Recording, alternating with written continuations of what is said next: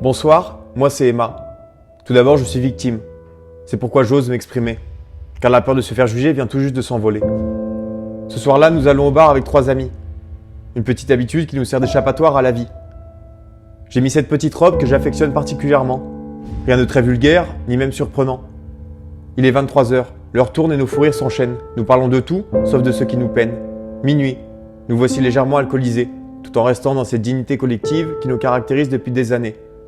Mes 2 copines décident d'aller aux toilettes. Je me retrouve alors seul dans ce bar. Tu t'es dit quoi à ce moment-là, connard? Que le fait d'être seul fait de moi une proie fragilisée?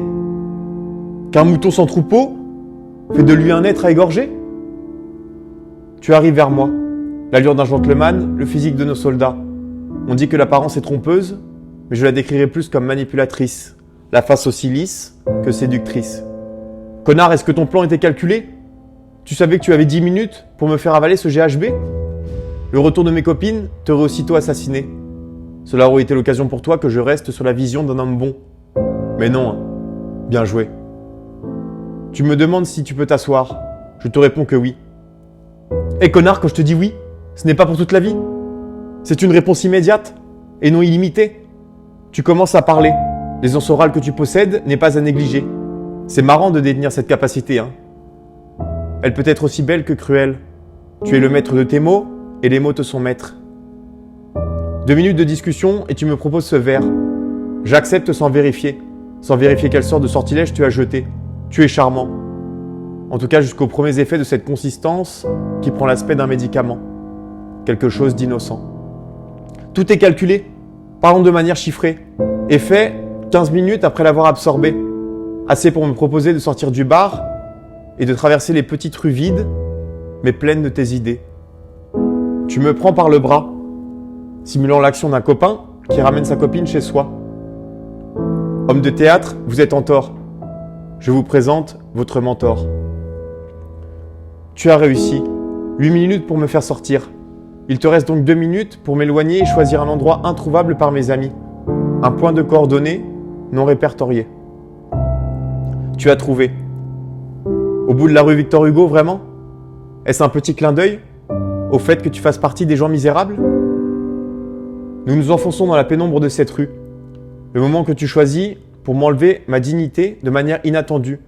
Tu commences par me dire « T'aimes ça, petite cochonne ?» Si tu veux que je réponde, pourquoi mets-tu ta main sur ma bouche? As-tu peur qu'elle remplace l'utilité du mégaphone? Que je crie et que quelqu'un trouve ce moment louche? Le fait d'affirmer mes limites sexuelles m'est enlevé. Principal effet de ta fameuse drogue forcée. De femme forte, je passe à femme impuissante. De soirée amusante, je passe à situation indignante. Tu me déshabilles brusquement. La violence de tes gestes a remplacé la dureté de tes mots. J'essaie de me libérer de ton emprise. Je gesticule en me disant que tu as peut-être lâché prise. Mais peut-on gagner un combat quand il oppose une femme abusée face à un homme qui abuse? Les boxeurs s'opposent en fonction de leur poids. T'es-tu rendu compte que je faisais 40 kilos de moins que toi? Je commence à sentir tes doigts en moi.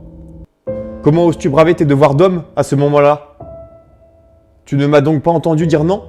Est-ce que le bruit du vent a transformé ce non en quelque chose de positif? Attends, j'essaye. Non, lâche-moi s'il te plaît, lâche-moi. Voyez-vous dans cette présentation une quelconque explication? Dans cette image, un acte consenti? Penses-tu que tes doigts imitent les effets de ceux d'un mari? T'étais-je désirable, au même point que je t'étais inatteignable? Cette proportionnalité négative te permet donc de m'attaquer? Directement me toucher, c'est vrai après tout. Pourquoi devrais-tu me laisser le temps de m'y préparer? Parlons donc de cette manière de me secouer. C'est d'une violence inouïe. Tu connais ce genre de film où le personnage revit tous les jours la même journée? Voici le sentiment qui va me traverser pendant des années. Tu as mis du parfum. Pourquoi? Tu penses que cette odeur cachera l'intégralité de ton déshonneur? Je crie bouche fermée. Le bruit du silence bascule dans un son de pitié. Ses mains se posent partout où il l'a décidé. Je n'ai plus aucun pouvoir. même pas celui d'essayer de l'émouvoir. Ses mains se posent sur ma poitrine. Ma robe a perdu. Elle est à terre. Me voilà nu. C'est un voleur avant d'être un violeur, me dérobant mes vêtements et mon propre consentement. L'humiliation la plus violente du viol réside, selon moi, dans l'acte de la pénétration. Ce moment où tu as dû te dire « je vais passer à l'action ». C'est ça, hein, gros cochon. Il est en moi. Je ressens un dégoût qui dépasse les pensées humaines. Chaque entrée sans permission est un acte de violation. Voilà, cela fait 5 minutes. Sans même changer de position. Après tout, pourquoi essayer d'être inventif quand ton premier geste a été de détruire le peu d'estime que j'avais pour moi? Il continue de me tenir de manière violente. Mes 2 bras sont tenus par une seule de ses mains, donnant le ton du rapport de force. La manière passe de violente à viol-honte. Il me dit « Ferme ta gueule, connasse, et profite !» L'acte de profiter t'est essentiellement réservé, il me semble. Voulez-vous que j'arrête quelques secondes la légèreté de ma plume pour avoir le ressenti de la situation qui me consume? Il me pénètre pendant 10 minutes, met sa main dans ma bouche pour que je ferme ma gueule. Parfois, il l'enlève. Pour me laisser crier, pensez-vous? Non, juste pour me frapper en pensant que cela peut potentiellement m'exciter. Pervers, retiens ta queue. Connard, retiens tes coups. Ressenti terminé, légèreté acceptée. Pour finir son viol, il décide de m'ordonner de me mettre à genoux, comme s'il voulait mettre un point final à son acte. Je reçois alors une baffe, accompagnée de mots salaces. Puis il part en courant. C'est fini, Emma. Je ne parle pas que de cette souffrance.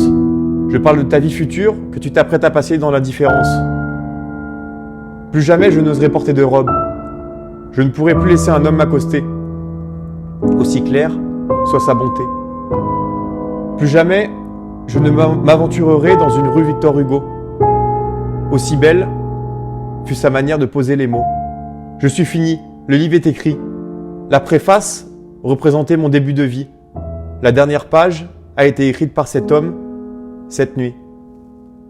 Aujourd'hui, je vis en m'éteignant, avec cette impression que tu peux revenir constamment. Toutes nos douleurs ne se ressemblent pas, et pourtant elles ont toujours la forme de larmes. Elles se rejoignent au fond de nous à nous faire grandir ou devenir fous. Rendez-vous un certain jour où j'accepterai enfin cette sanction sans retour. Pour tous les hommes, rappelez-vous de quel genre est celle qui vous a mis au monde. La même qui a essayé de vous inculquer des valeurs, pour ne pas devenir homme sans honneur. Pour toutes les femmes, je n'ai aucun écrit préparé, juste un bout de phrase improvisée. Vivez sans crainte, car ce dernier sentiment est la victoire des coupables.